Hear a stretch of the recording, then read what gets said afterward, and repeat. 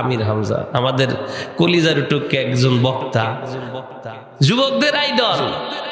মাঝে মাঝে যা বলে আবল তাবল লজ্জা লাগে। আমি মনে হয় অত্যন্ত ভালোবাসি, কিন্তু মাঝে মাঝে যা মুখ থেকে বলে, যা আসলে ওনার মুখ থেকে ওটা বলা আমরা চাইছিলাম না, যা মন চায় তাই বলে। কয়েকদিন আগে বলছে, বলেন তো দেখি বর্তমান সব থেকে সুন্দরী কে? সারা বিশ্বের ভিতরে একটা মহিলার নাম বলছে, একটা নায়িকা। আসলে ওনার মুখে কি এটা মানায় বলেন? যুবকদেরকে উৎসাহ দেওয়ার জন্য এমন কিছু কথা বলে ফেলছে, এখন ওনার ছবির সাথে ওই মহিলাটার ছবি লাগায় দিয়েছে। নাউজুবিল্লাহ। একজন আন্তর্জাতিক মানের বক্তা, তার ইজ্জত কত!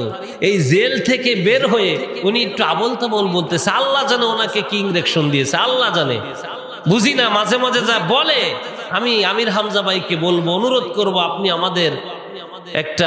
আমাদের যুব সমাজের একটা আইডল, আদর্শ। আপনাকে দেখে মানুষ আপনাকে ফলো করে, লক্ষ লক্ষ যুবক আপনাকে পছন্দ করে, ঠিক না বেঠিক? এখানে কয়জন লোক আমির হামজার নাম শুনলে লাখ লাখ লোক আসতো, এখানে ধরতো না, ঠিক না বেঠিক? এখানে জায়গা দিতে পারতেন না এরকম 20টা মাঠেও। তার মুখ থেকে আমরা শুনতে চাই নয়ন জুড়ানো বয়ান, কোরআন থেকে হুবহু সুন্দরভাবে উপস্থাপনা করবে। করেন, আগে করছেন, তা শুনে আমরা তাকে ভালোবাসি, ঠিক না বেঠিক? তো ইদানিং উনি নায়ক নায়িকার নাম বলতেছে, কি দরকার আছে? তুমি ওদের থেকে 1000 গুণ চেহারা বিশিষ্ট মানুষ প্রতি ঘরে ঘরে আছে, ঠিক কিনা? ধরে কন, মার কাছে সব থেকে তার সন্তানই সুন্দরী, ঠিক না? আপনি তাকে সুন্দরী বলতে পারেন, আপনার চোখে সুন্দর হতে পারে, কিন্তু ওই নষ্টা বষ্টা মহিলা আমাদের চোখে সুন্দর হয় না, ঠিক না বেঠিক? করে বলেন, ওরা নাপাক মহিলা, জাতিকে নষ্ট করে, পথভ্রষ্ট করে, যুবকদের জীবন নষ্ট করে যারা, তারা কখনো সব থেকে সুন্দরী হতে পারে না। সব থেকে সুন্দরী নারী, বুদ্ধিমতী নারী, দামি নারী হলো 4টা গুণ যার আছে, ওই নারী সব থেকে সুন্দরী, ওই নারী সব থেকে বুদ্ধিমতী, ওই নারী জান্নাতি। কোন সুবহানাল্লাহ। 1 নম্বরে 5 ওয়াক্ত যেই নারী নামাজ পড়বে, 2য় নম্বরে রমজান মাসের রোজা যেই নারী রাখবে, 3য় নম্বরে নিজের লজ্জাস্থানকে হেফাজত করবে, পর্দায় থাকবে, 4র্থ নম্বরে স্বামী যা বলবে তাই শুনবে। আল্লাহর হুকুম যদি অমান্য করতে বলে ওটা শোনা যাবে না।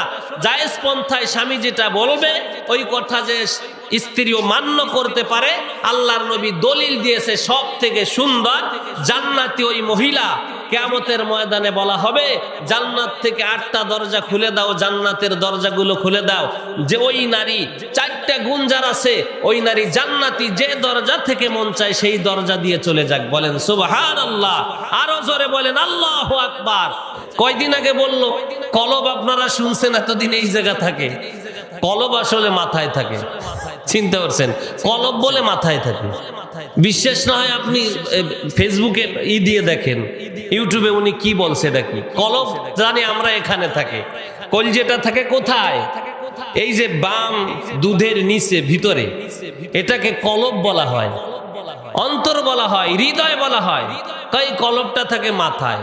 কন এই আবল তাবল কথা তো ছোট মানুষেও বলে না, যারা মূর্খ তারাও বলে না। উনি বলে ফেলছে, মুখ থেকে বের হয়ে গেছে, কোন সময় ভাইরাল হয়ে গেছে সারা জায়গায়, এটা নিয়ে সমালোচনা।